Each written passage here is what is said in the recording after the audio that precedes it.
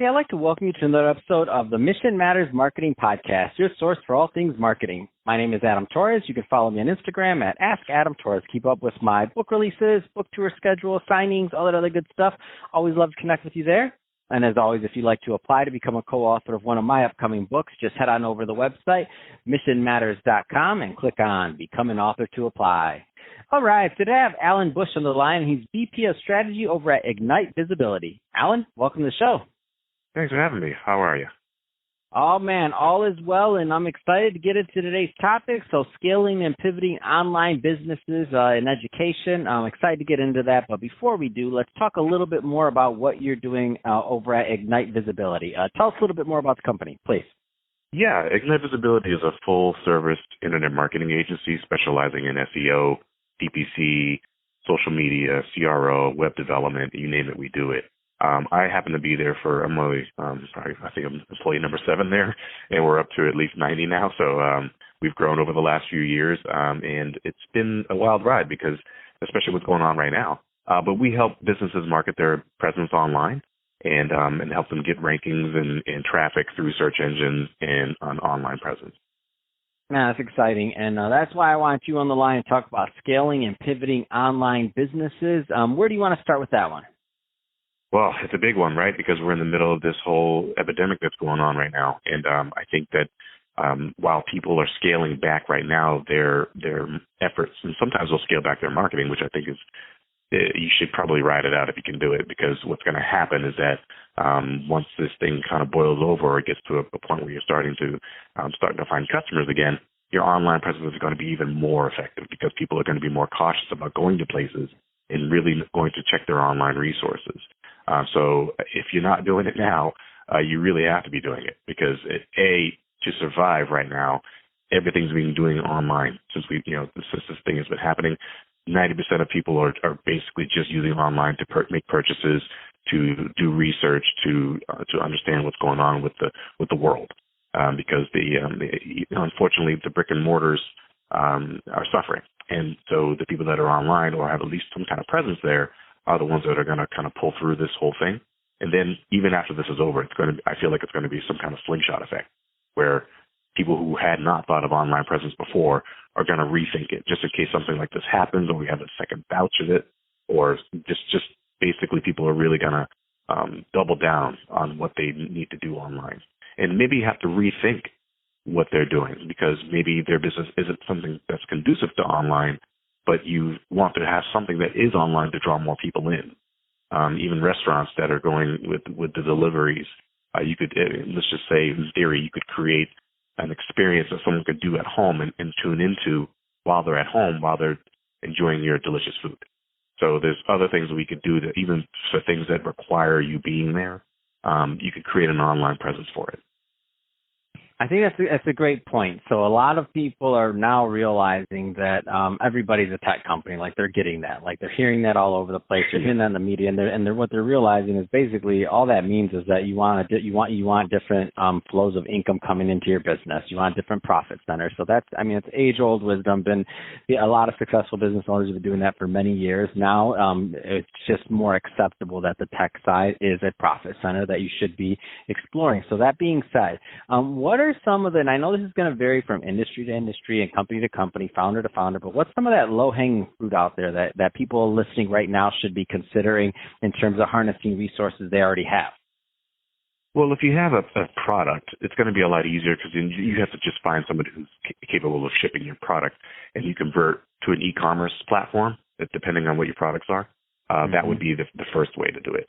Now, if you don't have something that you could do that with, for example, a restaurant or a bar or something in that related, I really think you should be able to sell or at least promote education. And that kind of falls back on getting people to interact with your brand, because then people will be loyal to you even if they're not around you.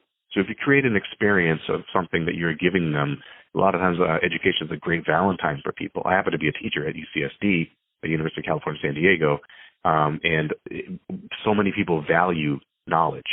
And so even if it's something that you have that most people don't, even just your neighborhood, for example. I live in a really cool neighborhood in San Diego, and we're very loyal to our local patrons. So if someone's creating a local experience online, I'll tune into that.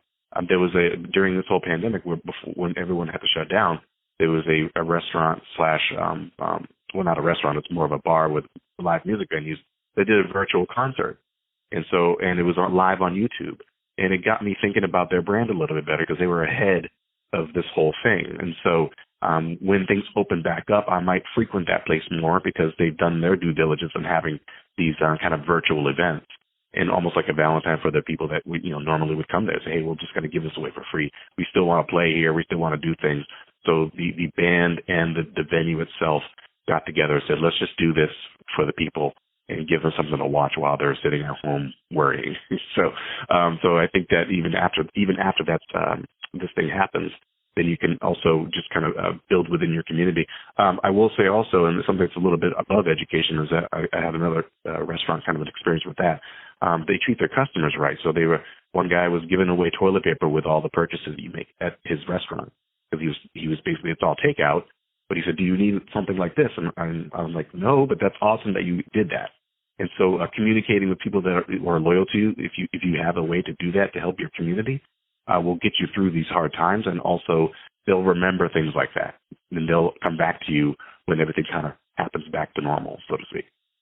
Man, that's exciting. And what restaurant did that for you? I'm just curious. Got to give them a shout out, man. That business owner is rocking and rolling. Yeah, it was the OB Kebab in Ocean Beach, in San Diego. When I head down to San Diego next time, I'm definitely going to check them out. What's the name again? Yeah, absolutely. OB Kebab. OB Kebab, you heard it here. I love it, man. Well, they're the connection over there. I love it. That's exciting.